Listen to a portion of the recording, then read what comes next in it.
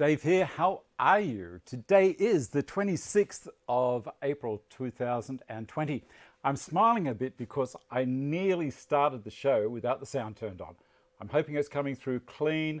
I'm also hoping we're actually getting the picture. If someone can say, yep, everything's going great, that'd be fantastic. I'll just wait for, it needs to be one person.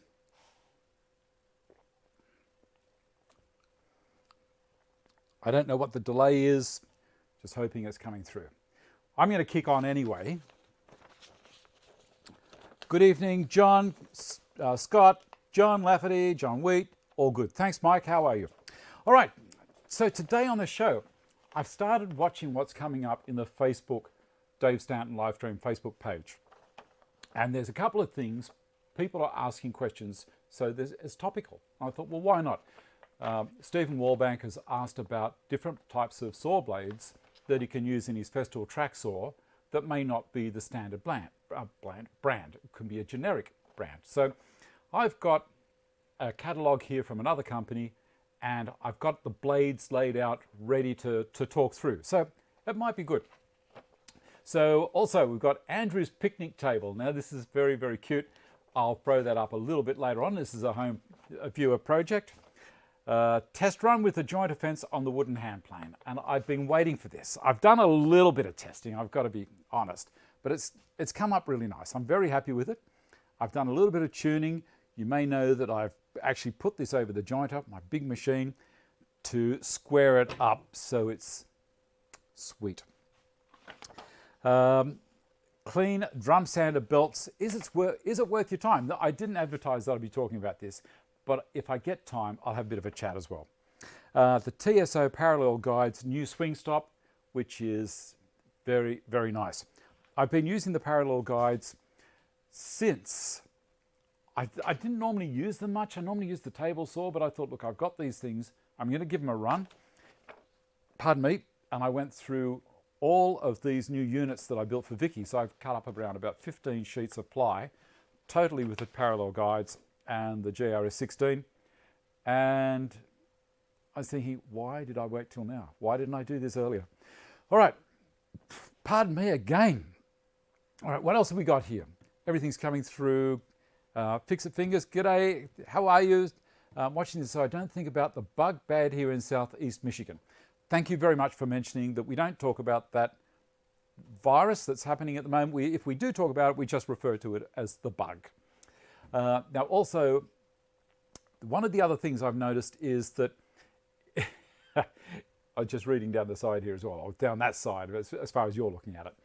No, just forget that. Let's keep moving on. Let's keep moving on. So first thing to do is we'll start off with the jointer plane. So I will talk through it a little. It's held onto the main plane by rare earth magnets. So I've got 2 rare earth magnets on the fence and 2 rare earth magnets embedded in and down around about 2 millimeters below the surface on this one. Now these ones in the fence are proud. So when it goes on, it locates. Now I've had some people say, Dave, does it hold it? Does it hold it sufficiently? Well, it's not as good as actually having a knurled knob and locking it on, bolting it onto an insert, which is the way that I was going to do it. But I decided to go with this because it looked a little bit nicer. I was thinking about also embedding $2 coins, Australian $2 coins in there, which have no real effect on the magnetism, but it did weaken it a little bit because the magnets were a little bit further apart. So this side had been dressed off, and this side also, because this side looked really nice. So I put this side over the jointer as well, sanded it all back and hit it with another coat or 2. You'll notice down here that I have grub screws or set screws, whatever you want to call them. And they stop the blade here from moving around in the mouth. So I've got good adjustment down on both sides, but I did take those out first. The brass rod that holds on to the lever cap, I cut it a little bit short anyway and then dressed it up, and then I put a casting resin over the top.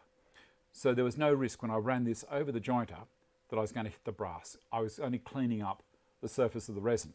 And it's actually come up even better than it was before. So I'm very happy with it. Some people panic and they go, oh my God, what did, it's only wood. It's a chunk of wood. So I got it there in the first place, a little touch up and then refinish it. Beautiful. All right, so this plane is, the sole is Jarrah, the sides are Paduk, or Padork, whatever you want to call it, and the inside, the infill, is rock maple. The lever cap is highly figured red gum. The fence to marry up with the plane itself, this part here, is also rock maple, and it's laminated onto Brazilian bloodwood. And this had to be very, very tough and no warping. So this is a quarter sawn. The rock maple is live sawn, so hence it gives us all that pattern in the grain. And the other side, being quarter sawn, it's just straight lines.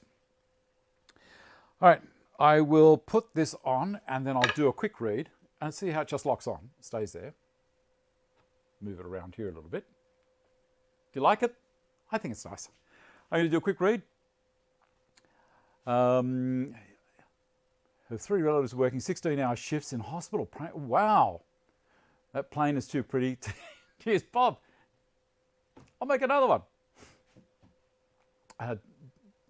Okay, don't tell them it's just the flu. Greg, morning all, just back from the big green shed on time.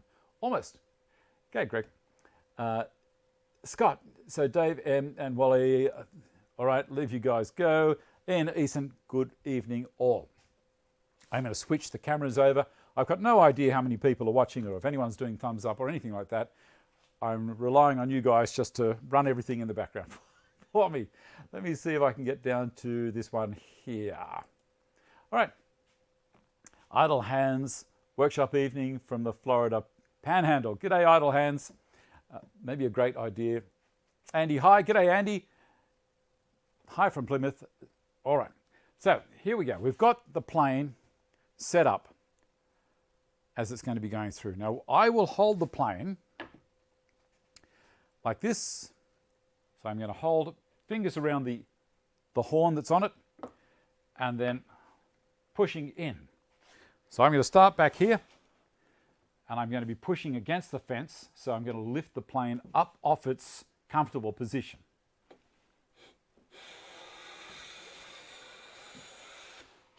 Okay, so that one pass. 77.10, man.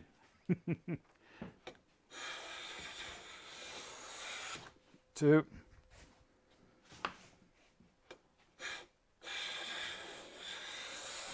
That's nearly done.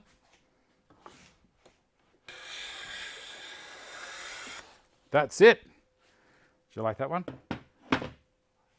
They come out beautiful, don't they? Now, I'm going to put the square on it. I can do some adjustment if I need to, and I don't need to. That is really, really, really nice. I don't know if you can see that, but that's just perfect. If I wanted to, what I could do, I'm talking to the main camera again, we'll switch back to it. What I could do is I could move the lever, the lateral lever adjustment, and make the blade in the sole tilt over to one side or back to the other if I didn't have this perfectly 90 degrees.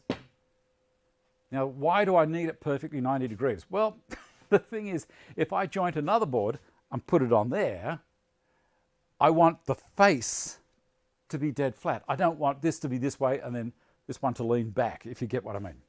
So I'm going to do that now. I'm going to have a look at, first thing I'm going to do is I'm going to put the straight edge on here. And let's have a look, see if it's straight. You know what? That looks pretty good to me. Yep. Not bad for a chunk of wood. People don't rate wooden hand planes. They like, hello, Mr. Phone.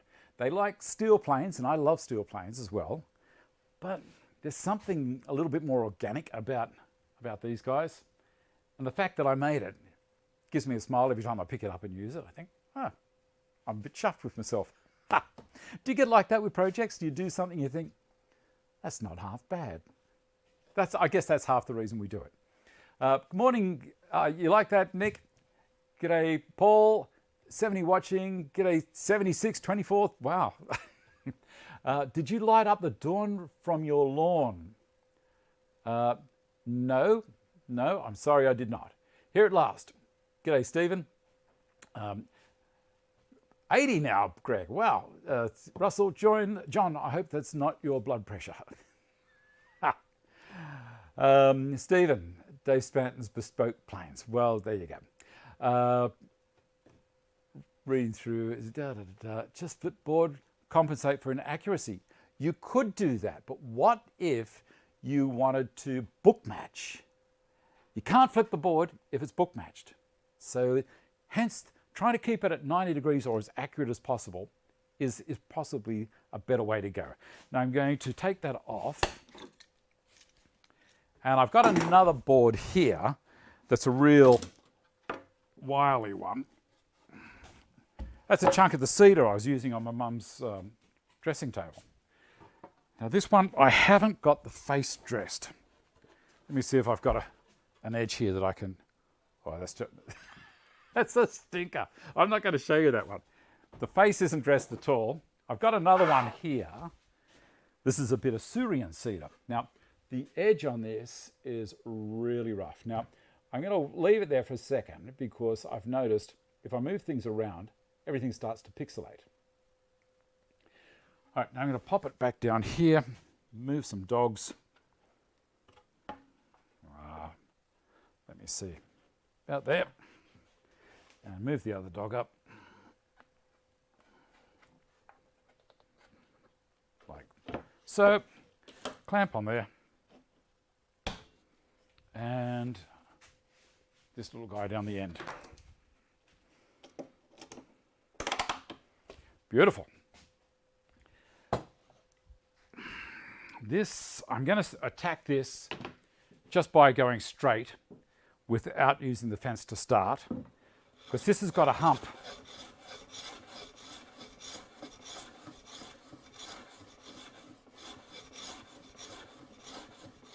I'll give it a bit more cut. Other way, I think. No, I was going the right direction the first time. That's going to be quite aggressive. Let's see how this goes.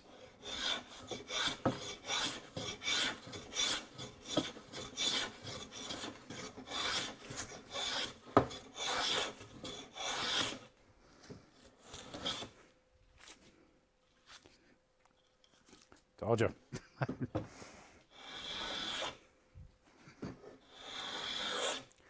Because this has got a hump in the middle, I have to work from the center and then gradually increase the cut area.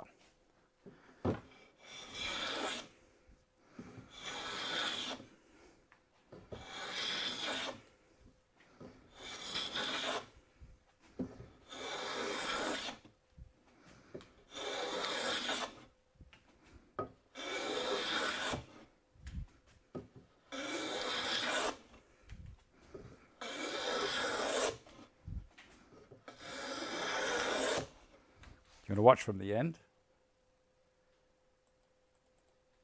Here we go.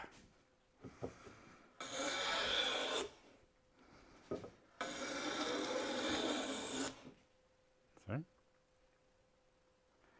It ain't a toy.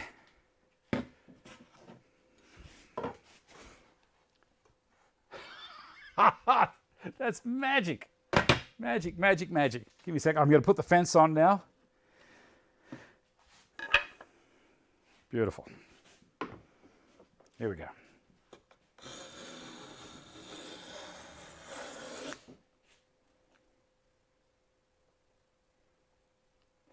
Done. I don't know if you saw how bad that board was, but I don't know if I can get the camera down there. It's got a little bit of a dip in the center. I'm going to take another pass.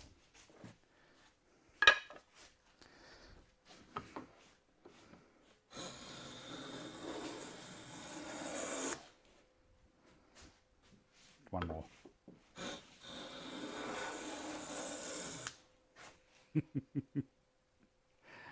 Looks like a little frog. Hello. And have another look. No dip now. That's just beautiful. Absolute magic.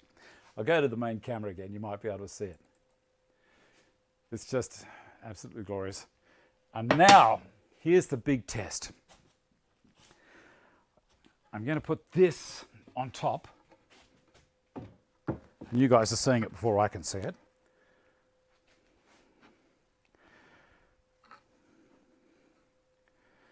Let me have a look down there.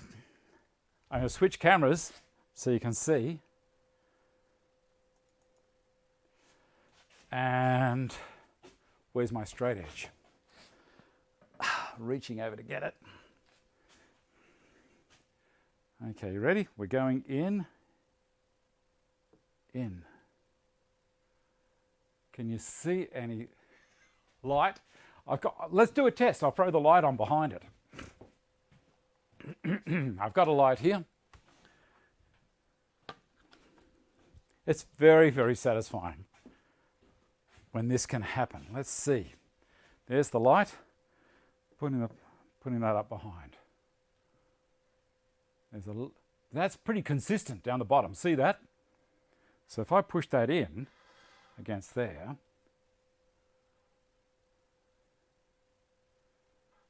and if I push it around this side, can you see any light coming through the joint? That's so good. Very happy. Very, very, very happy. So there we go. What do you think? What do you think? I'm going to switch the cameras. I haven't watched any of the chat. Let me have a look here.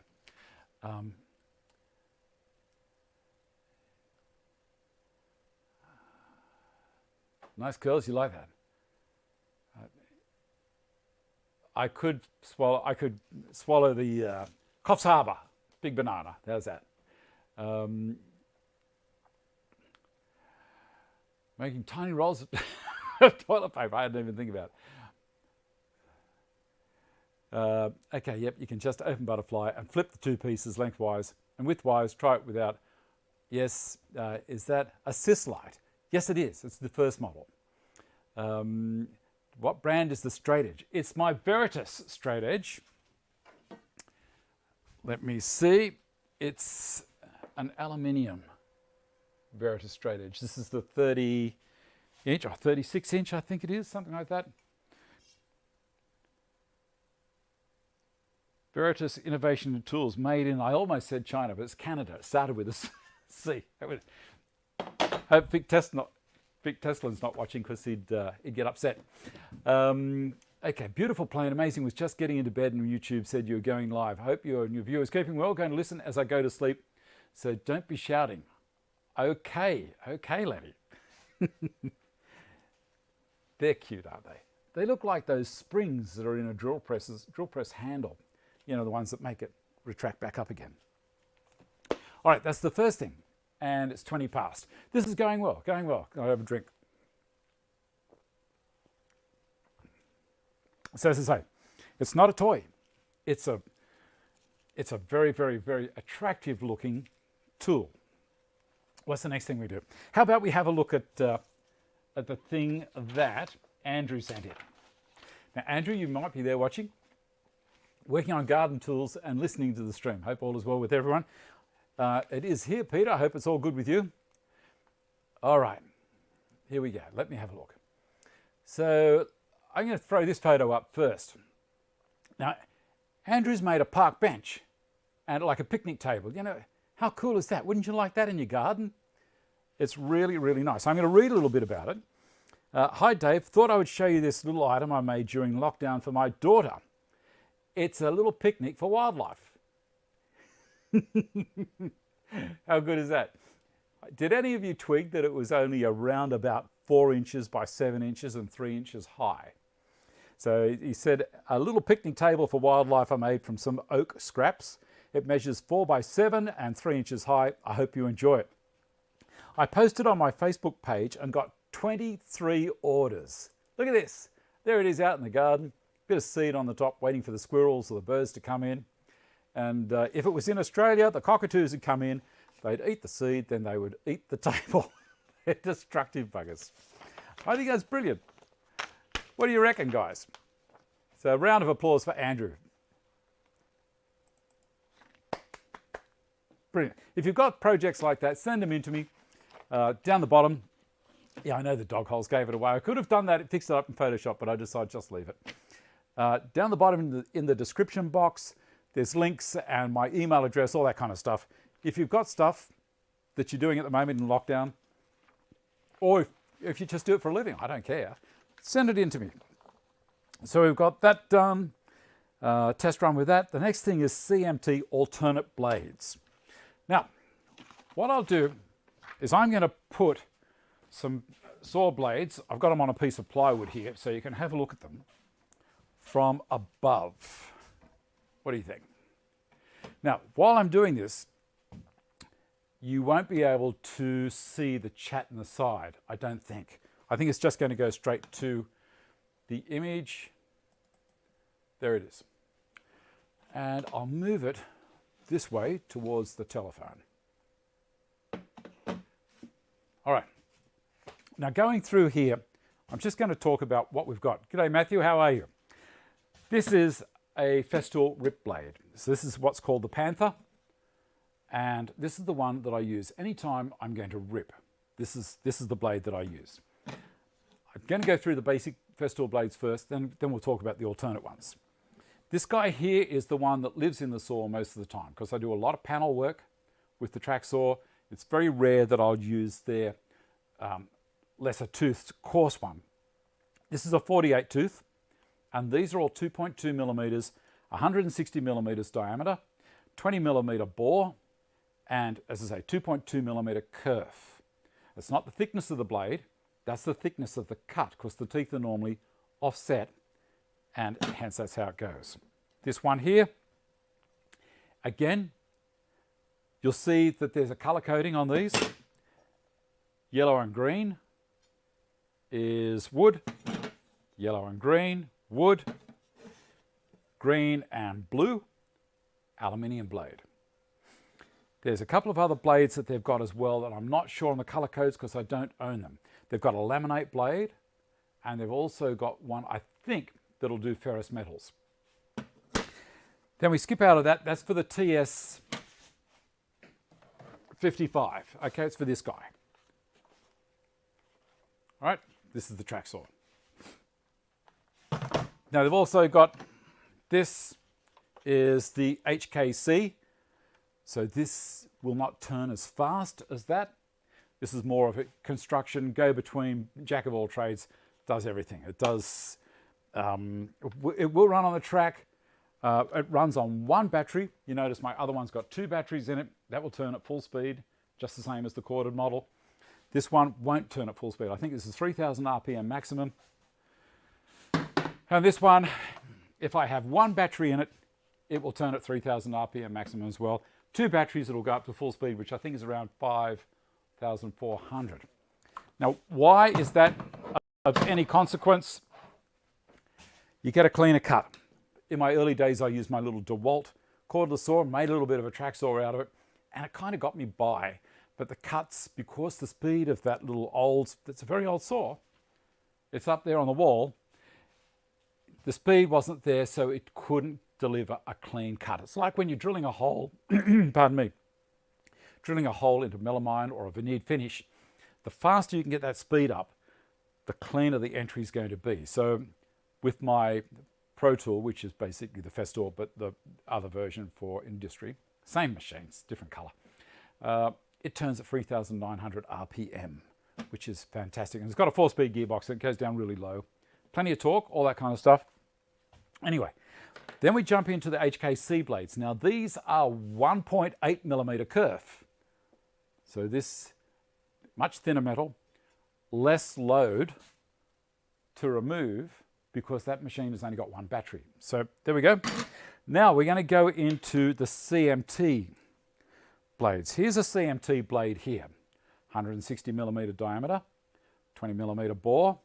This one has, I'm reading here, this one is 1.8 millimeters thick in the metal, but 2.6 millimeter kerf. So it's 0.4 of a millimeter more than the Festool blades, and that may affect your splinter guard. So it's taking 0.2 of a millimeter either side. So, you know, if 1/5 of a millimeter, if that's going to concern you a lot for your splinter guard, there you go. Now, they've also got, for cutting hardy plank and cement sheet products, they've got these diamond blades, and these are one that Festool sells as their blade for doing that, because I don't think they make one. And CMT also have one, which is, let me see if I can see the thickness of it. I don't know if it's going to, yes, 2.4 millimeters in the kerf.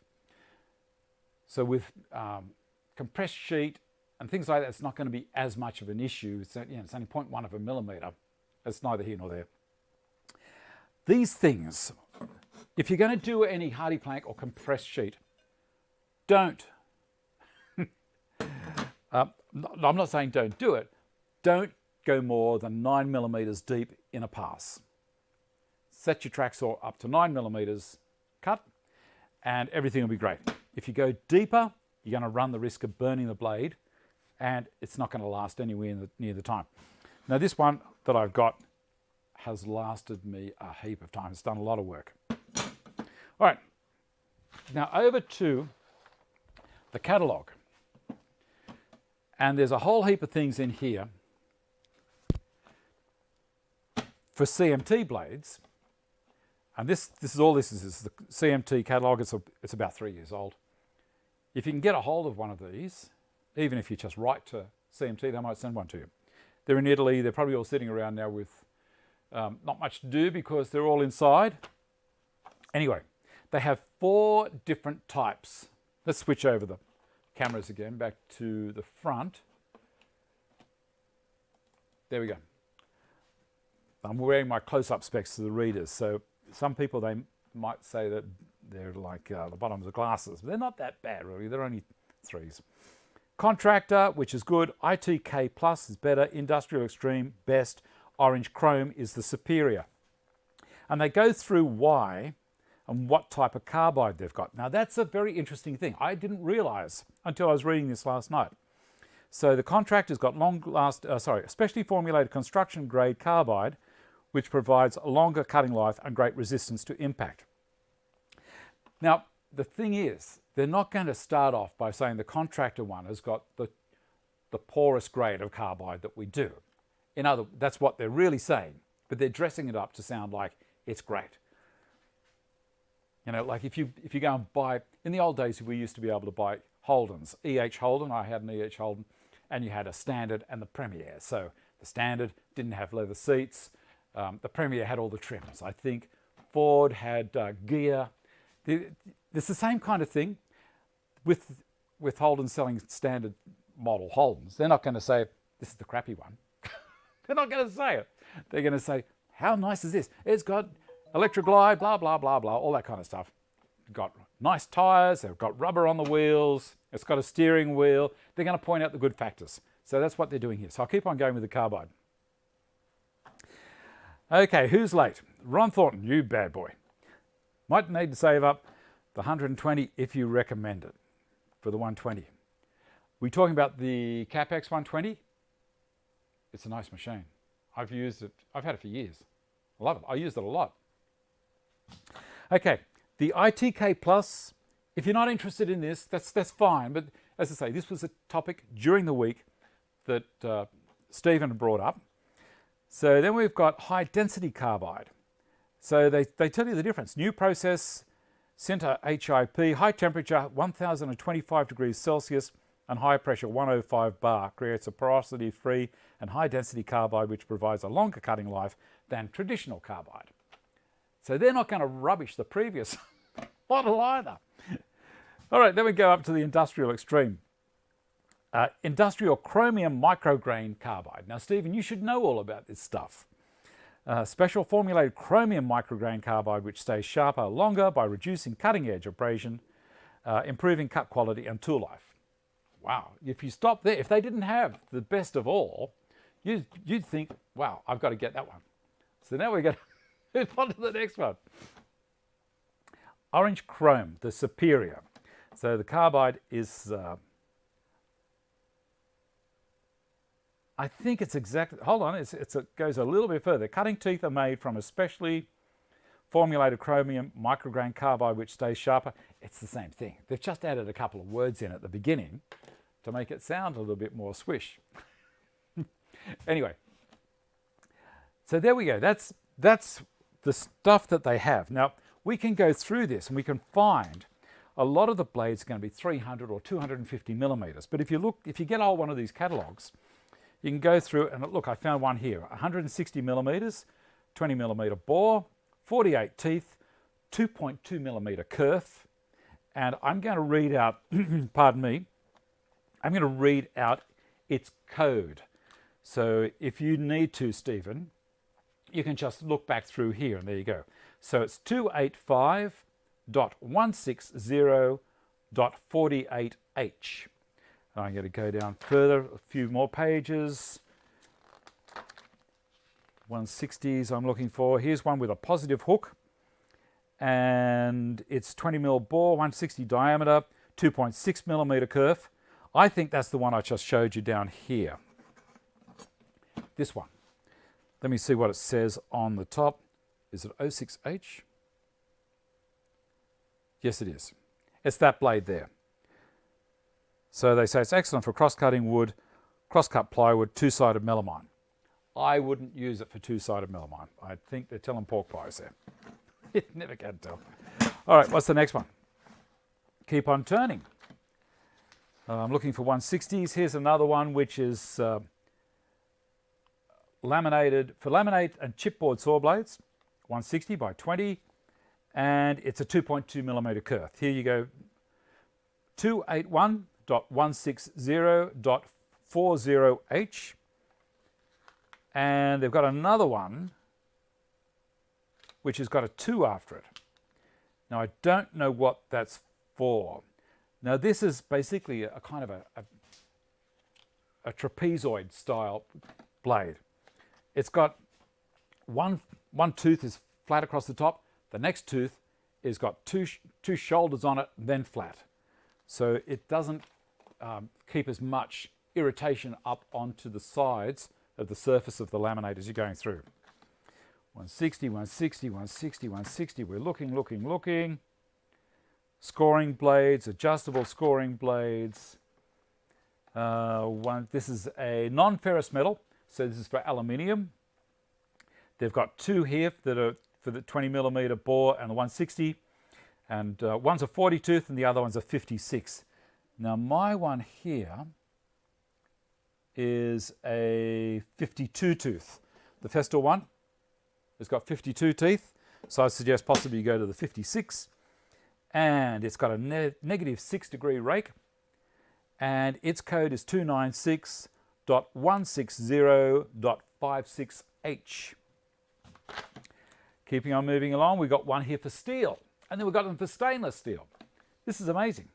160 by 20, and it has got a 2 millimeter kerf, and this is for the ordinary steel. I wouldn't go cutting up the harbour bridge with it.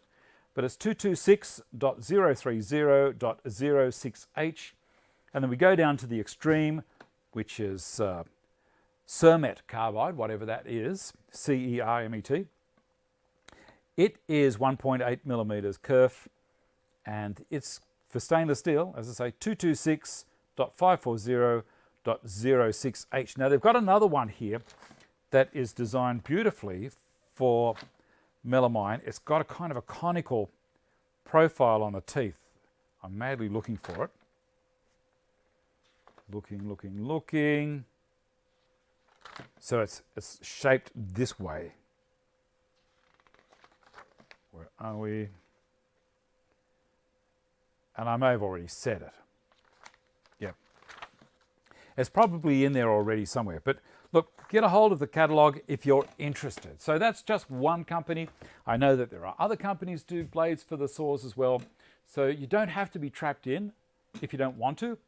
I still like using the Festool blades because they've always worked for me. They've never let me down. They've always, had good life out of them. I got the CMT because I was curious, and it goes fine. But the saw came with a fine tooth blade, and I do all my melamine cutting with that. But I do a scoring cut first. All right, let me have a look at what's being said on the chat.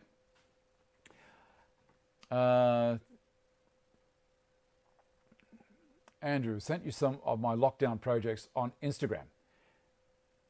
Right. Andrew, was that just now or previously?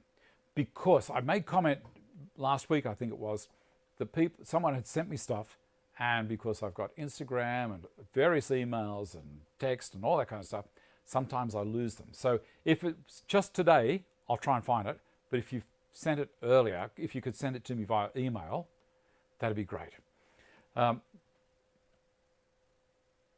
Paul, morning all. Hi Ron, I'm joining you in the Naughty Corner. Naughty Corner is a solo place. Giovanni, how are you? Paul, isolation in the virtual world. Just now, what's the next thing we're going to talk about? We're down to 20 minutes a segment. That's not bad. So look, has that helped anyone at all? When I first got Festool stuff, I thought, well, I'll have to stay with Festool blades, and that's all there is to it. But you don't. If you don't want to. It's your money, you spend it how you want. All right, more drink.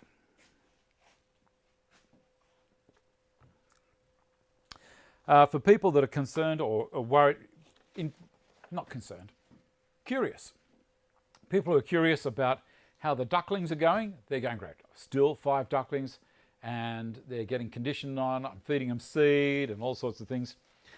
The parents and 1 duckling got stuck on one side of a fence the other day, and the other 4 ducklings were on this side.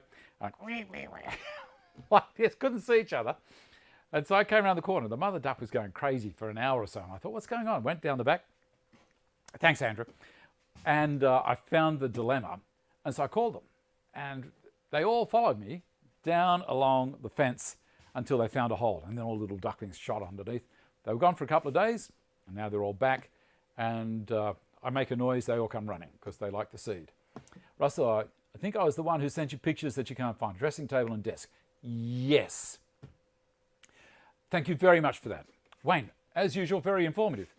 Thank you. G'day, Matteo. How are you? Excellent. Melamine blade for you. Okay, so as I say, there's a blade that the tooth is shaped like that. So here's the tooth, and let's say it's a little bit like that. It's got this conical thing, very sharp edges. Now, the only downside of that is those edges are prone to wearing out quickly. So you'll probably have to send it off to Henry Brothers every now and then to get it sharpened up. But it's going to give you the absolute cleanest cut. They do jump in and out of the pool. They're funny. And another pair of ducks came in, and it was funny watching them stand off. They didn't dare jump in the pond while mum and dad duck and all the babies were in there. It's just weird. All right. Clean drum sander belts. Is it worth it? Let's take this off. Now, someone was using my drum sander the other day, and I'm not going to mention her name. But, and through no fault of hers, we got some residual stuff on here. Now, it was only in one little spot when it hit the plywood, and the ply, as I've been saying before, is pretty cheap. So what you do is, if you want to get rid of this, the bulk of it, this is stuff that won't come off with the rubber stick. And drum sander belts are only designed to go around something about that radius, 4 inches diameter possibly. Put a dog on there, and backwards and forwards. And what you're doing is you're forcing it to get supple. Once you've done that, then you can go like that with it. See it just fall off? If you try and do this without getting it supple to start, you're going to crack the belt.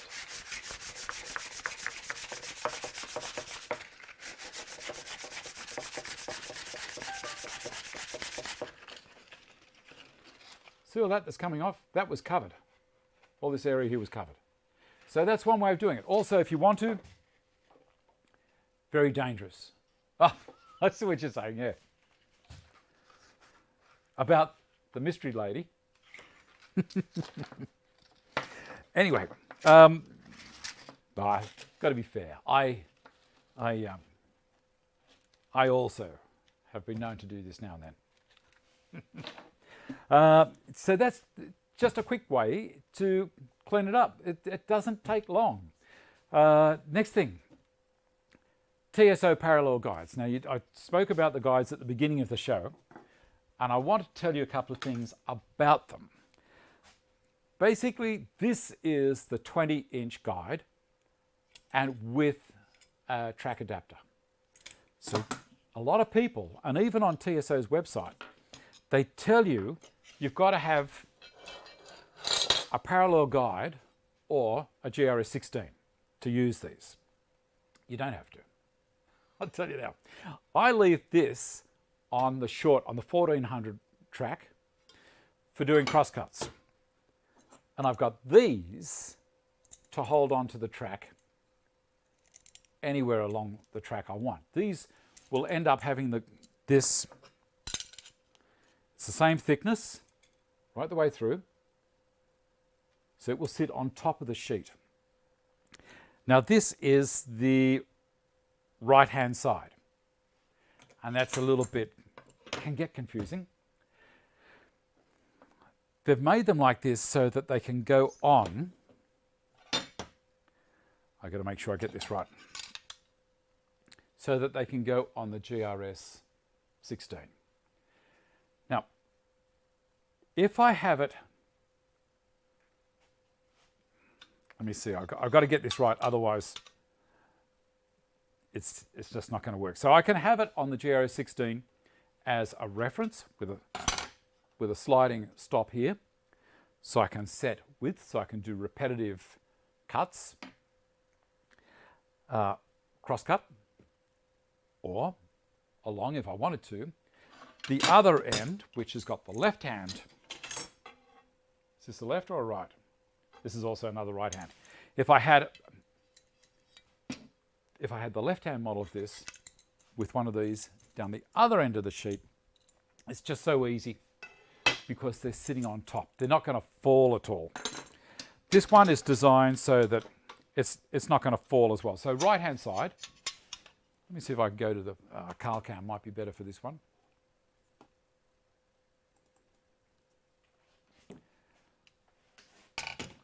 Now to explain this, maybe that piece of plywood over there. So I've got a piece of ply. And I've got this connected to my track. I'll get a short track, make it easier.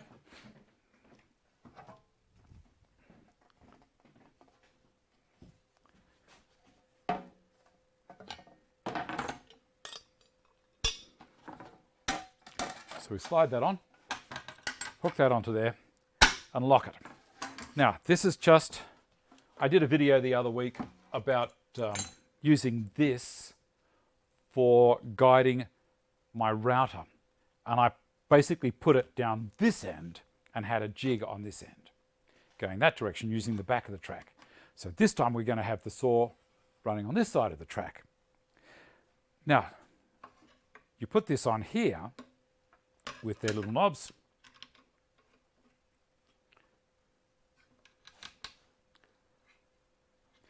And you might see that it's not going to affect it at all. Underneath, Let's see if I can find the right angle. There. I'm just trying to get the light on it properly. That's better. The bottom of that is the same as the bottom of that. This sits down below that as my reference point. See that? I've got a lip there that it's sitting on. So I sit this on the sheet wherever I'm going to want to cut it, hard up against the GRS16. See underneath there? This point here is going to push up against the edge. So I've got that there.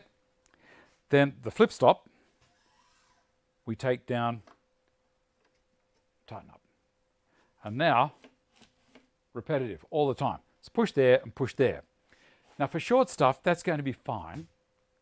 But if I've got a nice big long sheet like a 2.4, and I always cut the factory edge off to start. So I flip the stop up, push it in until I hit the bulk of this part back here. So then basically I've come in around about 10 millimeters. Do my first cut, of course, with this on the other end and the left hand on there. So right and left from the side if you're cutting right to left. It works really well. You've just got to spend around about 2 years at university. It takes about 5 minutes and you're there. Now, I spoke to them, I said, well, why did you do this? And they said, well, there's all sorts of things we could have done. We could have said near and far, close and far. So that's how it works. So you got this, you do the cut, 10 mil proud, and then I turn the sheet around and drop the stop down and then push it up against, and then I do the second cut, which was the factory edge. I cut that off. Now, why do I do 10 millimeters away? The reason being, I always like to try and leave the blade, when it's cutting, inside the cut. I don't like shaving the outside off. The reason being, dust goes everywhere. I don't care whose saw it is, dust will go absolutely everywhere. So you must have the blade contained in the cut. So we just spoke about that, 2.2 millimeters. I've still got 7.2 millimeters of the material. That's my waste. And normally in Australia, we buy sheets that are imperial size, but they've called them 2440 or 2420 and 1220. So you've got that waste to cut off. So that's that. Now I did say I wanted to talk about, so as I say, you don't need to use this. I keep that on my short track always, and I use this on here. As I said before, most people tend to think that you need, push it down there, that's got it, that you need that for the parallel guides, where I leave that for my cross cutting, and you get two of these guys instead, right and left on the track, and sit on top. But make sure you leave enough room here for the saws, these guys. See those underneath? They guide. There's what guides it on the track. So I normally leave around about 150 millimeters on the approach, not so much on the exit because the blade's already cut before the guide comes off the track. Okay, Roger, how are you from Tasmania? How do I get one of your benches, Matthew? Go to stantonbench.com.au and it shows you all the things to do, and you send me an email from there and we can take it from there, Matthew. All right, now I did say that I was going to talk about these. This is one of the new ones. Now, why is it new? It's spring-loaded. Let's flip this to the other one there, wherever we are. Right. You watch this little fellow here. The previous ones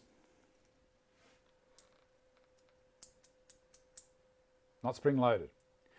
It's amazing the difference.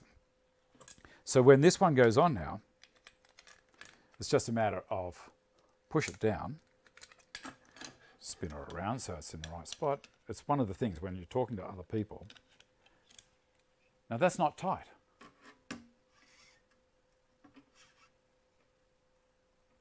Tighten her up, and it's not going anywhere. It's just like the other one. But how good is that? It just stays there, wherever you want. These guys keep on thinking, you know, that they came out with a fantastic idea and then they made it better. So I think it's great. These stops are reversible. The old ones also, when you adjusted the stop here, so there's a little stop just there. When you adjust the stop, because you can set it up for your track might be slightly different. You may have had a wider blade like we were talking about. So for accuracy, you measure out your width to your splinter guard, and then you set this correctly here, and then a little Allen key in here, and you can adjust this backwards and forwards. Works really well. This one, the old model, there used to be just the tiniest little bit of movement. As you nipped it up, it just... The new ones, they don't go anywhere. They're beautiful. Such a smooth action. If you own these things, or if you had them before, you'll know exactly what I'm talking about. It was when I got this, it was my little bugbear with it. Everything's great, but and they fixed it straight away. It's fantastic. All right, I think, what have we got next? That's the new swing stops. As I say, they're reversible. We've gone through cleaning sandpaper. I've shown you this. I've shown you how that plane of mine just works beautifully. And I'm a stickler. I'm a little bit of a stickler for getting things right. You ask Vicky, she'll tell you, I drive her crazy. She'll say, it's fine, it's fine. No, it's not. It doesn't matter what it is. I'm just obsessive. There should be an easy spring to retrofit. It could well be, John. I've no idea. That's an interesting idea. Let me see. I'm going to undo it and have a look now you've said that. Yeah, maybe it's just a little spring that's been put on there. I don't know. Can't see it. They may have milled a little bit underneath as well for it to spring load it. I'm very curious now. Yeah, I think that's all it is. It's a spring that they've put on it. How good is that? So, if you've got one, go and get a spring, throw it on. All right, as I say, links in the description box below. If you want to send me emails, there's links to affiliations down there as well. Keeps me keen. We are going to do a Patreon Zoom meeting after this is finished in around about, I don't know, give me about a couple of minutes after 12 o'clock and we'll hook into that. Give me time for a break. I'll have a Mars bar or something and a bit more of something to drink and we'll hook in. Idle Hands Workshop, I missed how your plane restoration turned out. I believe it was a Hawk. The one you used the belt sander on. How did it look afterwards? No, not a Hawk, Turner. Turner are Australian made and they finished in 1970. How did it turn out? I'll grab a couple and I'll show you them. For people that didn't catch it before, I'll grab that one, and that one.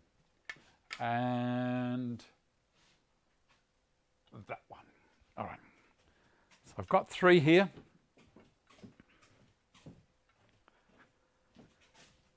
And I've done them all on the belt sander and they work beautifully. Now it's not just an ordinary cheap belt sander. This is it's my belt and disc sander over there. It works very, very well. So this is the little 220 and I use this all the time.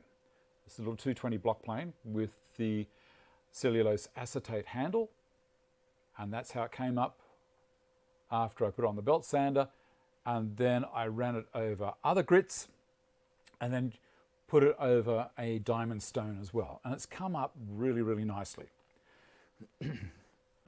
Then we've got the 4.5, and this one was an absolute mess when I got it, but it's come up beautifully. Same thing. Over the belt sander, the bottom's beautiful. You won't be able to join the call today. Ah, well. I'm thinking of getting a thickness of the same as yours, I believe. And this is the 5. Now, this is one that I got from a wood carver up in Queensland. And again, I spent a lot of time. I've restored a couple of them on the show. They work beautifully. And then when I'm done with them, when I finish restoring, I hit them up with this stuff. This is camellia oil. And I've also, pardon me, I've also gone across those brass handles on the dressing table that I restored with this to stop any tarnishing. Turner, good old Melbourne company, taken over by Stanton, I believe. Correct. Turner started off with 2 employees in 1935, April 1935. I'm looking down the back because I did a display board where I have the whole set of Turners. So 7, 6, 5.5, pardon me, 5, 4.5, 5, 4, and the 220. And I just smile when I look at it. It's beautiful. More drink. No, all of the frogs and the planes that I have are straight. It's only when people over tension the lever cap. You don't need to be Samson and, you know, just, these are just all beautifully straight. They're all great. Have a look. They're straight as a die.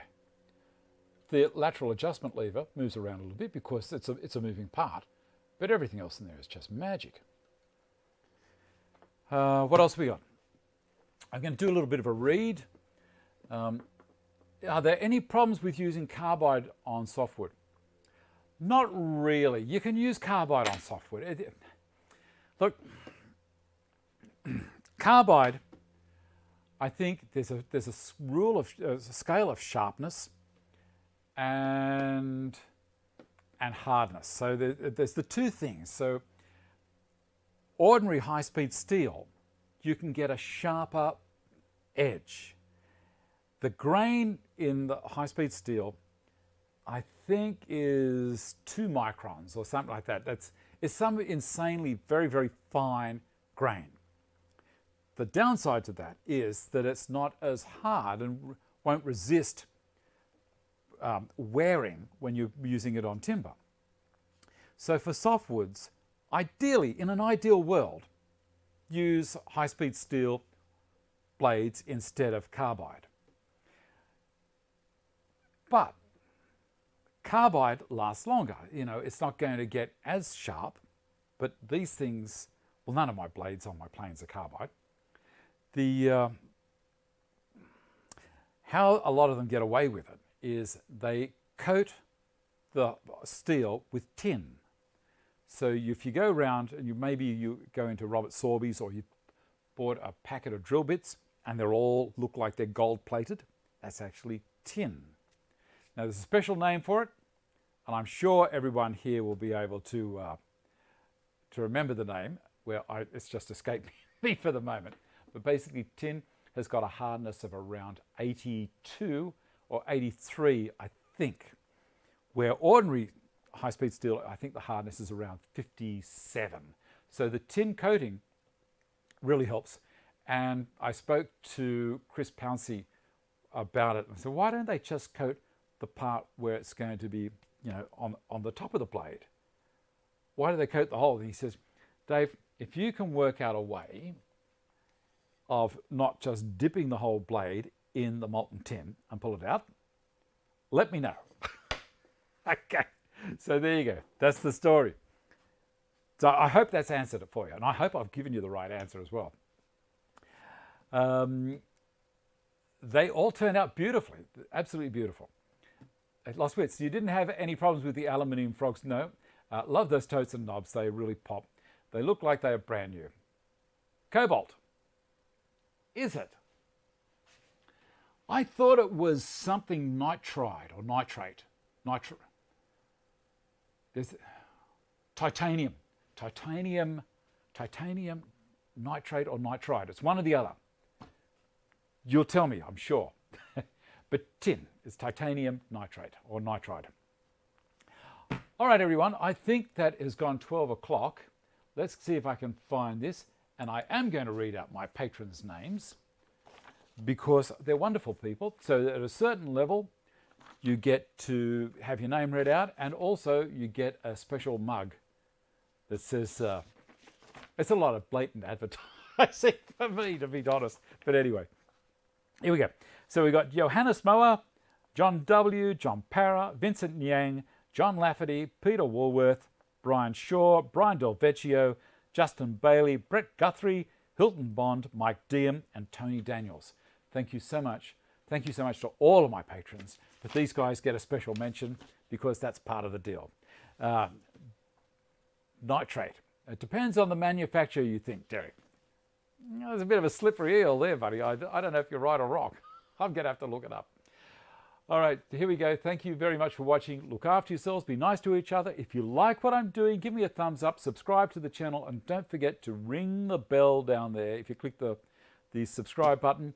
And also allow email notifications. And all will be good. And I shall see everyone else in a couple of seconds over at everyone from the patrons over in Zoom very soon. See you later.